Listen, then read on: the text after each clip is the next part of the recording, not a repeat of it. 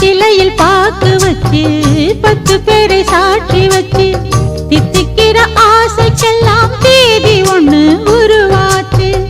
அக்னியை சாட்சி வச்சு கை விரலை சேர்த்து வச்சு இன்பம் துன்பம் இரண்டிலுமே இணைந்திருக்க முடிவாச்சு. பள்ளியறை பள்ளியிலே படிக்கும் இன்ப வேதம் பிள்ளைமணி செல்வங்களே அன்னை தந்தை கீதம்.